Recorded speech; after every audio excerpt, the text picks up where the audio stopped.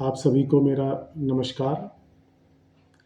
तो आज मैं आपको अपनी हीलिंग जर्नी और मेडिटेशन के बारे में थोड़ा बहुत जानकारी शेयर करना चाहता हूँ। तो अभी तो मेरी उम्र काफ़ी हो चुकी, बट जब मैंने शुरुआत करी थी तो वो सन 1992 की बात है, 1992। और मैं एक स्टूडेंट ही था तब। और बहुत सारी उस वक्त मैं बुक्स पढ़ता था जहाँ पे मैं रहता था। मैं एक्चुअली उस वक्त में सीता जी का जो जन्म स्थान है, जनकपुर धाम, जो नेपाल में पड़ता है, धनुषा जिला में, वहाँ पे था मैं उस वक्त। और ये मेरा सौभाग्य है कि मैं वहाँ काफ़ी लंबे समय तक रहा। तो 1992, और वहाँ पे उस शहर में दो लाइब्रेरी थी, दोनों का मैं मेंबर था। और रोज़ वहाँ से कोई ना कोई किताब लेके आता था और पढ़ता था। काफ़ी पढ़ाकू किस्म का मैं था। और मुझे दीन दुनिया से कोई मतलब नहीं था, और सिर्फ अपने आप में मस्त रहता था। और धीरे धीरे मेरे दिमाग में ये क्वेश्चन आने चालू हुए कि मैं जो भी मैं दिन भर में करता हूँ, जो भी मैं दिन भर एक्टिविटी करता हूँ, तो हर एक्टिविटी का कोई ना कोई रीज़न है। जैसे मैं खाना खा रहा हूँ तो मुझे भूख लग रही है, इसलिए खाना खा रहा हूँ। या मैं कॉलेज जा रहा हूँ तो मुझे पढ़ाई करनी है, इसलिए मैं कॉलेज जा रहा हूँ। और फिर मैं रात को सो जाता हूँ और फिर सुबह वही। तो धीरे धीरे क्वेश्चन खड़ा होना चालू हुआ, क्योंकि जो चीज़ें कर रहा हूँ वो तो ठीक है, बट जिंदा क्यों हूँ? वाई आई एम अलाइव, मतलब मेरा मकसद क्या है जीवित रहने का? मैं क्यों पैदा हुआ हूँ? और अक्सर ही ये मेरी आदत थी कि आसमान की तरफ देखता था, और मेरे दिल में हमेशा एक प्रश्न उठता था कि जो मुझे इन आँखों से दिखाई दे रहा है वो तो ठीक है, लेकिन क्या कुछ ऐसा भी है जो इन आँखों से मुझे दिखाई नहीं देता? या इस आसमान के पार क्या है? वो मेरा हमेशा एक क्वेश्चन था। उसकी खोज में मैं बहुत सारी किताबें पढ़ता था। तो धीरे-धीरे मेरे जीवन में एक अनासक्त का भाव पैदा हो गया था, और मैं सिर्फ़ अ, किताबें पढ़ता, कॉलेज जाता, और बस ऐसी ज़िंदगी बीत रही थी। तो उस वक़्त जब धीरे-धीरे मुझे ये लगा कि मेरे जीवन का मुझे उद्देश्य समझ में नहीं आ रहा, और कुछ किताबें पढ़ी, तो ओशो की किताबें मेरे पास में आईं। उसमें सबसे पहली जो ओशो की किताब थी वो थी शांति की खोज। तो उसमें लिखा हुआ था कि आप ध्यान के बारे में उन्होंने सजेशंस दिए थे कि ध्यान करने से ही मन में शांति आती है, और बहुत सारी चीज़ें थी। उतना किताब का नाम मुझे अभी तक याद है, बाकी क्या-क्या था वो उतना कंटेंट उतना याद नहीं है। तो उसके हिसाब से फिर मैंने थोड़ा-सा अपने घर में खुद ही ध्यान करना चालू कर दिया। तो शुरू में मुझे याद है, मैं त्राटक का प्रयोग बहुत करता था, मोमबत्ती जला कर के, और 3-4 फुट दूर रख के, और मोमबत्ती गुल्ला को एकाग्रता के साथ देखता था। लेकिन उससे क्या हो गया कि अ, मेरा आज्ञा चक्र बहुत ज़्यादा सक्रिय हो गया। तो जो सोचता था वो हो जाता था, जो कहता था वो हो जाता था। बहुत बार ऐसे अनुभव हुए, बट इससे आगे क्या करना है वो पता नहीं था। फिर मुझे कहीं से पता चला कि वहाँ पर मेडिटेशन एक कैंप आयोजित होने जा रहा है। तो मैं वहाँ चला गया। 3 दिन का कैंप था। तो कैंप के बाद में तीसरे दिन वहाँ पे लोगों ने पूछा कि क्या तुम संन्यास लेना चाहोगे? तो मैंने हामी भर दी कि हाँ, ले लूँगा। मुझे पता नहीं क्या, मैंने बस भर दिया, और फिर मैंने ओशो का संन्यास लिया। ये 1993 की बात है, जनवरी की। 18 वर्ष से थोड़ा ही ऊपर हुआ था, और संन्यास का जो लीगल एज है वो 18 ही है। यदि 18 से कम होता तो बिना माँ-बाप की आज्ञा के, बिना माँ-बाप की परमिशन के हम संन्यास भी नहीं ले सकते थे।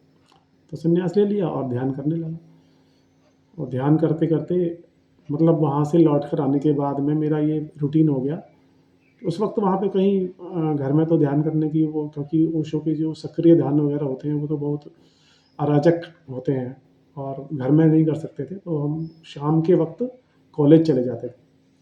कॉलेज में 8-10 मित्र शाम के बजे वो जो मित्र थे वो लोग थोड़े से कॉलेज के जाने-माने लोग थे, तो सब लोग मिलके वहाँ पे सक्रिय ध्यान कर रहे थे 1 घंटा।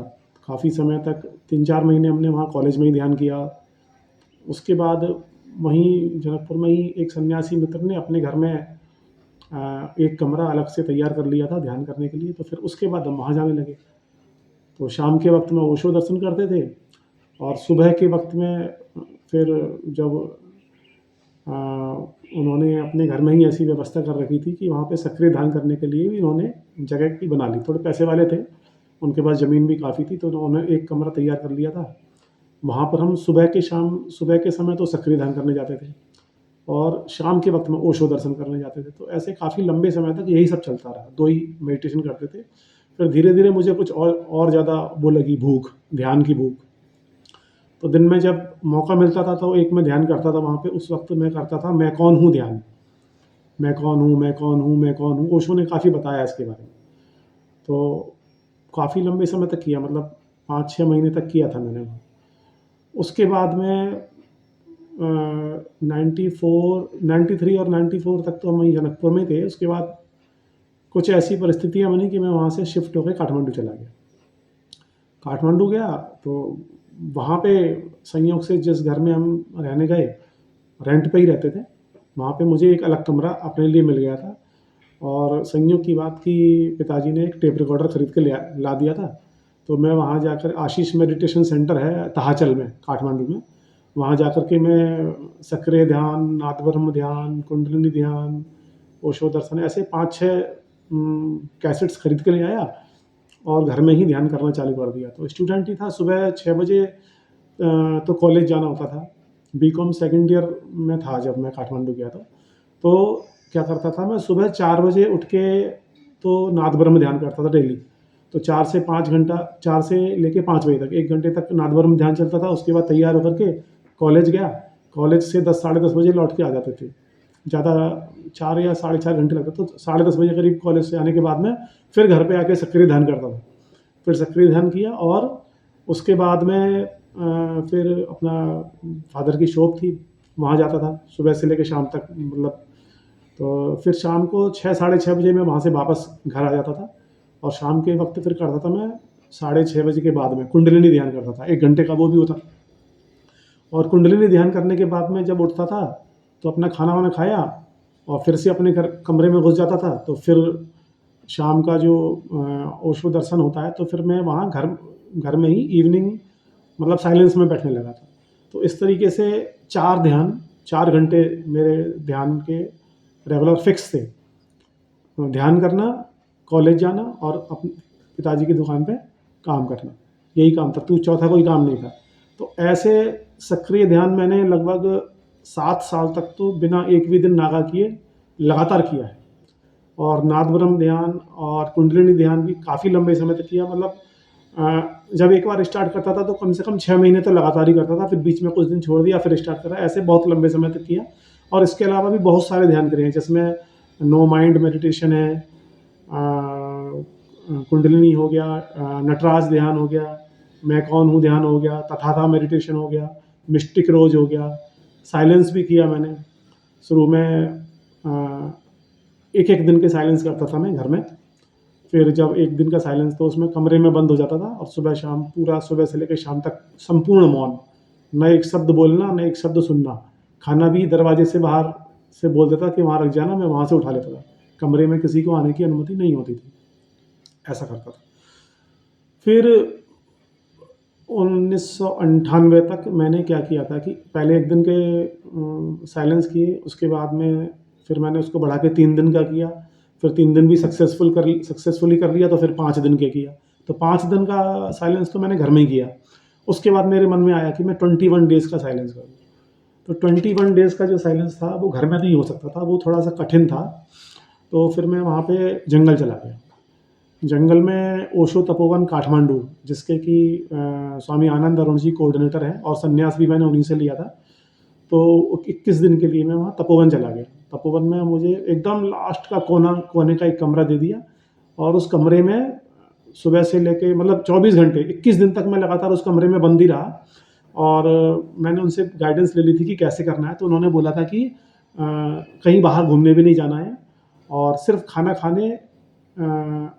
खाने के लिए, हाँ, दिन में जो खाना होता था, वो तो कोई भी एक व्यक्ति आकर के कमरे के बाहर दरवाजे पे रख जाता था और हल्का-सा एक बार खड़ कर दी, जिससे पता चल जाता कि खाना आ गया।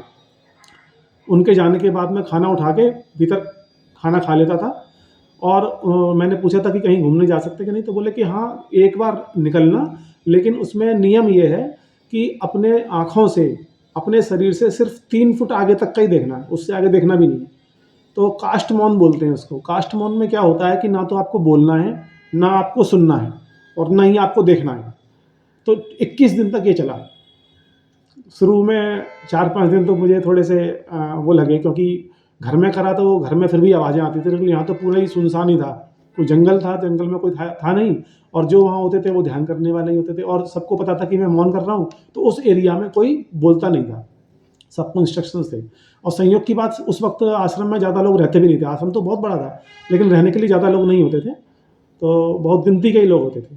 तो वहाँ बड़ा अच्छा हुआ, 21 दिन तक ध्यान साधना करी और 21 दिन तक मैं मौन किया। ये बात है सर 1998 की। तो 1998 तक काफ़ी बहुत, मतलब बहुत तरीके के ध्यान चलते रहे, मतलब एकदम पागलों की तरह जो बोलते हैं ना, वो वाला ध्यान करता था। उसके बाद 1999 में वहीं काठमांडू में ही कोई एक मित्र हैं, हमारे फैमिली फ्रेंड थे उस वक़्त, तो वो घर पे आए और उन्होंने बताया कि वहाँ पे कोई एक हैं रेकी मास्टर और वो रेकी का कैंप लगाने वाले हैं, तो आपको सीखना है तो आप आ जाओ। तो मैं चला गया फर्स्ट डिग्री रेकी सीखने। ये 1999 के आसपास की बात होगी, क्योंकि मेरा जो सर्टिफ़िकेट है वो 11 नवंबर 2000 का है फर्स्ट डिग्री का, है ना? और मुझे ये याद है कि मैंने सर्टिफ़िकेट के लिए जब उनसे बोला था, उनका जो रेकी मास्टर थे उनका नाम बजरंग अग्रवाल था और वो काफ़ी कड़े थे। तो मेरे ख़्याल में उन्होंने फर्स्ट डिग्री के बाद में उन्होंने कहा था कि कम से कम 6 महीने तक प्रैक्टिस करना, उसके बाद ही असल में शुरू में तो हमने सर्टिफ़िकेट के लिए कुछ पूछा ही नहीं, क्योंकि ज़्यादा तो कुछ पता था ही नहीं। जब सीख लिया 1999 की बात है। तो रेकी की फर्स्ट डिग्री की हमने दीक्षा ली और क्योंकि मेडिटेशन का काफ़ी अनुभव था, तो जब दीक्षा ली और एनर्जी फ्लो होने लगी तो वो तुरंत समझ में आने लगी। तो बड़ा अच्छा लगता था, तो सुबह से लेके जब भी मौका मिलता था, रेकी करने बैठ जाते थे और बड़ी अच्छी एनर्जी आती थी। फिर 7 या 8 महीने के बाद, शायद 8 महीने के बाद, 8 महीना होगा, 8 महीने के बाद में फिर उन्होंने दूसरा सेकंड डिग्री का लगाया था। 8 या महीना मुझे याद नहीं है, मैं देखता हूँ 1 मिनट। हाँ, 11 नवंबर 2000 में तो मेरा ये फर्स्ट डिग्री का सर्टिफ़िकेट है। ये 11 नवंबर 2000 का है। हाँ, इसके बाद ही सेकंड डिग्री हुई होगी। इतना याद नहीं है, सर्टिफ़िकेट डेट के हिसाब से मैं बता रहा हूँ। तो सेकंड डिग्री भी बनाई तो लगाई, तो फिर हम सेकंड डिग्री में भी चले गए सीखने के लिए। तो सेकंड डिग्री का जो सर्टिफ़िकेट है उसकी डेट है मेरी 23 जून 2001। ये 23 जून 2001, नीचे बजरंग अग्रवाल जी का नाम लिखा हुआ है। तो मारवाड़ी थे और काफ़ी पैसे वाले थे, तो वो पैसा नहीं लेते थे। पैसा मतलब ऐसे उनकी कोई फ़ीस नहीं थी। उन्होंने ये बोला था कि आपका जो मन करे वो आप डॉक्टर मिकाओ उशुई के तस्वीर के सामने रख दो, और वो पैसा वो अपने यूज़ के लिए नहीं लेते थे, वो किसी न किसी को डोनेशन ही कर देते थे। बहुत अच्छे दिल के थे, लेकिन कड़े बहुत थे, सिद्धांतवादी बहुत थे और जल्दी किसी को इनिशिएशन देते नहीं थे। बड़ा मतलब सोच विचार करके, देख करके। फर्स्ट डिग्री को तो सबको दे देते, सेकंड डिग्री के लिए सोचते थे। सेकंड डिग्री सबको नहीं देते, जिसने फर्स्ट डिग्री में कम से कम 6-8 महीने 10 महीने प्रैक्टिस नहीं करी उसको देते ही नहीं थे, मना कर देते थे। तो सेकंड डिग्री भी ले ली। अब सेकंड डिग्री ले ली तो संयोग से क्या हुआ, एक बार मेरे पिताजी मेरे से नाराज़ हो गए। तो उन्होंने बोल दिया मुझे कि कल से जो है तुमको दुकान पे आने की ज़रूरत नहीं है। मैंने कहा ठीक है। अब मैं सीधा-साधा था, उन्होंने कहा, मैंने मान लिया। तो मैं 6 महीने तो उस दुकान के रास्ते से ही नहीं निकला। अब लेकिन खाली बैठने की आदत नहीं थी, क्योंकि सुबह ध्यान करते थे, एनर्जी होती थी, अब करें क्या?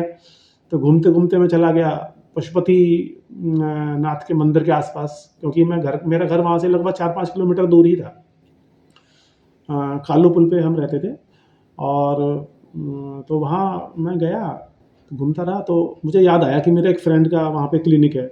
डॉक्टर दिग्विजय चौधरी नाम था शायद। हाँ, डॉक्टर दिग्विजय चौधरी, होम्योपैथी के डॉक्टर थे वो। तो मैं उनके यहाँ चला गया, ऐसे ही गप्पेबाजी करते, वो भी ओशो के शिष्य थे, हम भी ओशो के शिष्य, तो ऐसे ही संन्यास की, ध्यान की, ऐसे ही बातें होती रहीं। फिर 2-3 घंटे जब अपना सत्संग चला, तो उसके बाद फिर मैंने बताया कि ऐसे-ऐसे है और पिताजी ने तो दुकान पे आने को मना कर दिया, तो मैं करूँ क्या खाली बैठे-बैठे? तो उन्होंने बोला, "क्या कर रहे हो?" तो फिर मैंने उनको बताया कि ऐसे रेकी वगैरह है। तो उन्होंने मुझे सुझाव दिया कि आप यहीं पर आ जाया करो और थोड़ी बहुत अपनी यहाँ मेरे कोई क्लाइंट-व्लाइंट होंगे मरीज़ वगैरह, तो उनकी आप हीलिंग कर देना, तो आपकी प्रैक्टिस भी हो जाएगी, आपका टाइम भी कट जाएगा। मैंने कहा ठीक है, पैसे की कोई बात नहीं करी। तो ऐसे हीलिंग देना हमने वहाँ चालू, रोज़ मैं वहीं चला जाता और लगभग काफ़ी लंबे समय तक रहा उनके साथ। तो जो वो मुझे हर सारे मरीज़ नहीं देते थे। कुछ मरीज़ जो बहुत ज़्यादा प्रॉब्लम में थे और जिनका वो इलाज कर रहे थे, लेकिन इलाज के बावजूद भी जिनको बहुत ज़्यादा मतलब फ़ायदा नहीं हो रहा था उनकी दवा से, वो मरीज़ के लिए कहते थे कि तुम इनसे हीलिंग भी करा लो साथ में। तो ऐसे कॉम्प्लीमेंट्री तौर पर मैं हीलिंग करता रहा। पैसे का हमने कोई ऐसा मतलब प्रोफ़ेशनली वाला नहीं कहता, बस करते रहे। अब वहाँ जब बैठे रहते थे तो चाय, पानी, नाश्ता ये सब अपना वो करते थे। बाकी पैसा-वैसा मेरा लेने का नहीं था। तो शुरुआत में 3-4 महीने तो मैंने एक पैसा भी नहीं लिया। फ्री में ही करता, फ्री कह लो, फ्री कह जैसा भी समझ लो आप। उसके बाद में क्या हुआ, जब देखा कि हाँ, कुछ फ़र्क पड़ रहा है, तो फिर उन्होंने थोड़े-थोड़े पैसे का कहा कि आप क्लाइंट से डायरेक्ट ले सकते हो, मैं बोल दूँगा। तो फिर ठीक है, तो फिर हमने क्या किया कि थोड़े-थोड़े पैसे जैसा जो जैसा क्लाइंट मिला वैसा हम लेने लगे। फिर संयोग से क्या हुआ कि एक उनके पास ऐसा क्लाइंट आया जो अर्थराइटिस का मरीज़ था और अर्थराइटिस का भी मरीज़ वो ऐसा था कि मतलब खराब वाला। उसकी स्थिति ये थी कि यदि वो टॉयलेट करने जाए और यदि वो मतलब उसकी स्थिति इतनी खराब थी कि खड़ा हुआ व्यक्ति वो बैठ नहीं सकता था और यदि बैठ जाए, तो खड़ा नहीं हो सकता था। इतनी बुरी स्थिति थी और वहीं पशुपति के एरिया में उसका घर था और काफ़ी लंबे समय से उनका इलाज चल रहा था होम्योपैथी के थ्रू, बट ज़्यादा फ़ायदा हो नहीं पा रहा था। तो डॉक्टर की साहब की सहमति से फिर हमने कहा कि ठीक है, हम इसमें ट्राई करते हैं। तो उन्होंने बोला कि अब मैं रोज़-रोज़ तो क्योंकि जो हीलिंग का डायरेक्ट का जो सेशन होता है वो अ, लगभग 1.5 घंटे का होता है। तो बोले मैं 1.5 घंटे के लिए यहाँ तो आ नहीं पाऊँगा, तो ऐसा करना आप मेरे घर पे आ जाना। मैंने कहा ठीक है। तो मैं रोज़ उस समय मेरे पास साइकिल होती थी, साइकिल से 5-6 किलोमीटर, और क्योंकि वो पहाड़ी एरिया था तो ऊपर-नीचे कुछ था, तो काफ़ी मेहनत भी लगती थी। तो उनके घर जाता था और 1.5 घंटे का सेशन करता था मैं। 24 पॉइंट होते हैं हीलिंग के, वो करता था, साथ में और एक्स्ट्रा भी करता था। प्लस अब वो 3 मंजिल ऊपर से नीचे उतर के आते थे, तो उनको आने में टाइम लगता था। तो 15-20 मिनट ऐसे लगभग 2 घंटे, 2 से लेके ढाई घंटे मेरे खर्च होते ही होते थे।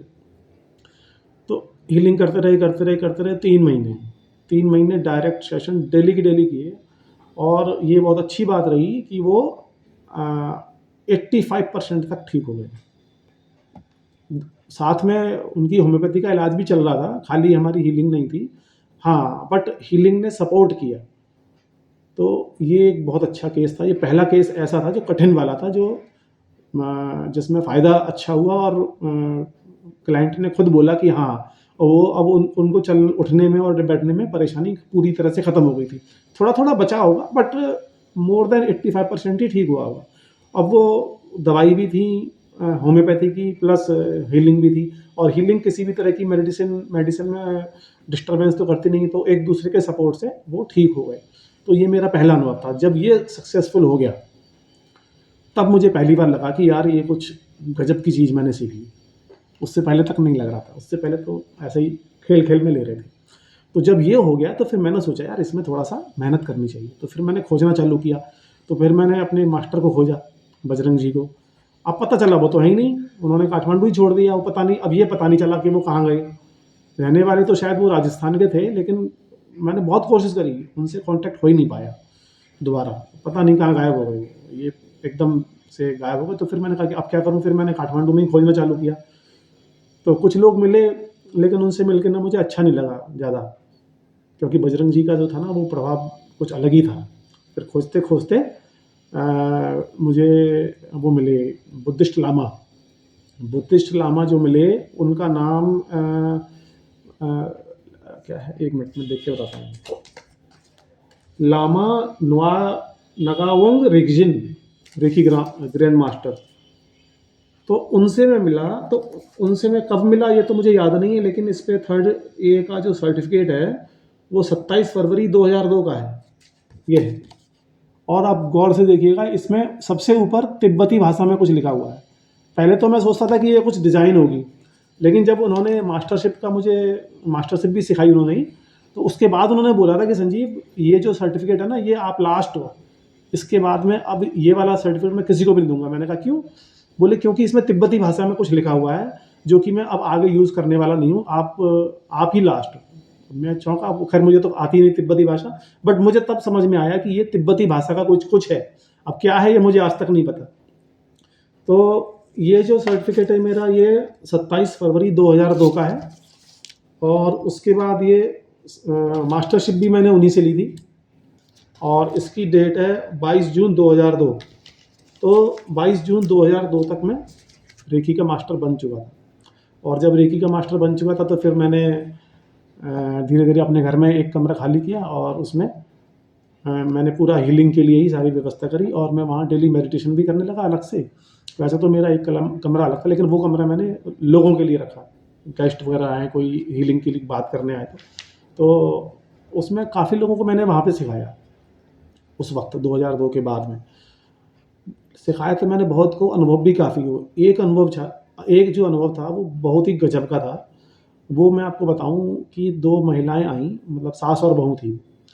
और वो सास भी जो थी, एक्चुअली वो जो लेडी थी, वो मेरे एक काफ़ी पुराने एक बुजुर्ग मित्र थे। असल में जो मेरी दोस्ती थी ना, वो ज़्यादातर अपने से बड़े उम्र के लोगों से ही ज़्यादा होती थी। मतलब जैसे कोई मेरे पिताजी की उम्र का है, कोई मेरे पिताजी से भी ज़्यादा उम्र का है, ऐसे मतलब 20-20, 25-25 साल जो बड़े होते थे उनसे मेरी दोस्ती ज़्यादा होती थी। तो उन्होंने अपनी पत्नी को भेजा रेकी सीखने के लिए, और जब पत्नी को भेजा तो उनके साथ में उनकी बहू भी आई। तो सास और बहू दोनों आई। वो लगभग मोर देन 55 की थी उस वक्त, और मेरी उम्र थी 28 साल। तो वो जब रेकी सीखने आई तो वो जो अनुभव था वो गजब था। उसमें क्या था कि हम रेकी इनिशिएशन के लिए बैठे, और जब मैंने उनको रेकी का इनिशिएशन दिया, रेकी की जब दीक्षा चल रही थी, तो मैंने उनको साफ साफ बोला था कि आप आँख मत खोलना। लेकिन क्या हुआ, अचानक से उन्होंने आँख खोल दी। अब मैं क्योंकि प्रक्रिया कर रहा था तो मैं उनसे कुछ बोला नहीं। फिर उन्होंने आँख खोल ली, उसके बाद फिर बंद कर ली। मैंने कहा ठीक है। 2 मिनट के बाद फिर आँख खोल दी। ऐसा 3-4 बार किया। अब मैं चौंका, ये क्यों कर रही है? खैर मैंने कुछ बोला नहीं, मैं अपना प्रश्न करता रहा। और जब रेकी का इनिशिएशन पूरी उसकी प्रक्रिया जब ख़त्म हुई, तो फिर हम भीतर कमरे में बैठे। मैंने उनको चाय वाय दी, और चाय पानी जो भी है, और फिर मैंने उनसे पूछा कि आप बताइए कि आपका अनुभव कैसा रहा? वो तो बोली कुछ नहीं, वो खड़ी हो गई। अब मैं थोड़ा-सा मैं उस वक़्त असल में एनर्जी में ही था, तो मेरा दिमाग ज़्यादा चला नहीं। मैंने खड़ी हो गई तो ठीक है, मैं देखता रहा। अब एकदम से वो झुकी और मेरे पैर छू लिए। मैं एकदम से चौंक गया, मैं ये क्या कर रही हैं? मैं कि ये क्या कर रही हो आप, पैर क्यों छू रही हो? वो मेरे से काफ़ी बड़ी थी, मतलब लगभग दुगनी उम्र की थी। तो फिर उन्होंने मुझे बोला गुरुजी। मैं कि हैं?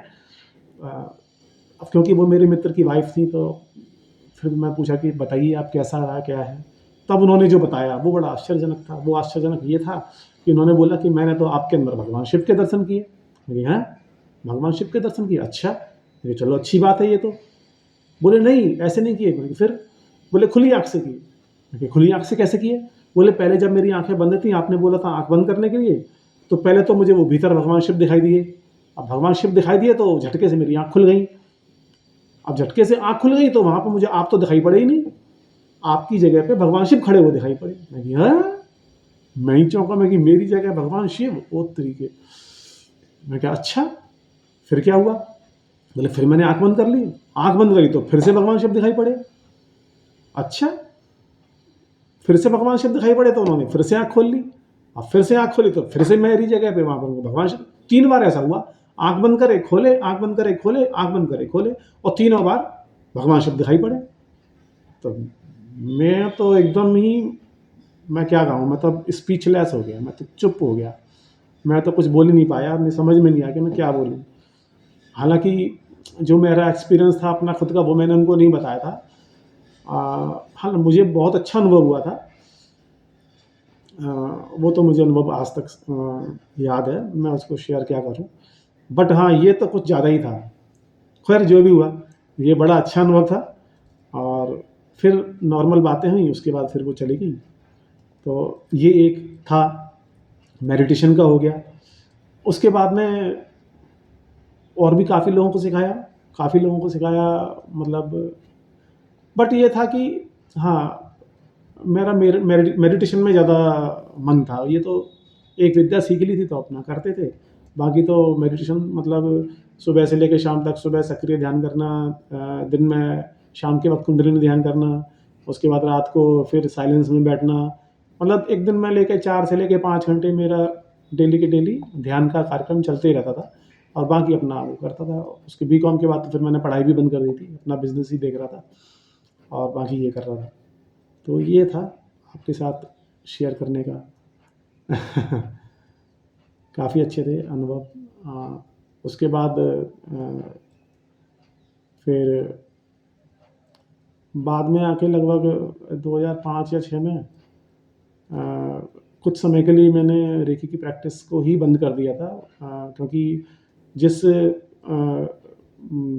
जिस जगह पे मैं ध्यान कर रहा था वहाँ पे मेरे जो गुरु थे उन्होंने कहा था कि अभी कुछ दिनों के लिए इसको पोस्टपोन कर दो रेकी को, अभी रेकी मत करो। उसके बाद तो फिर मुझे कई लोगों ने कहा कि सिखा दो, सिखा दो। मैंने किसी को सिखाया नहीं। 2005 से लेके और 2012 तक 7 साल मैंने रेकी का नाम भी नहीं लिया।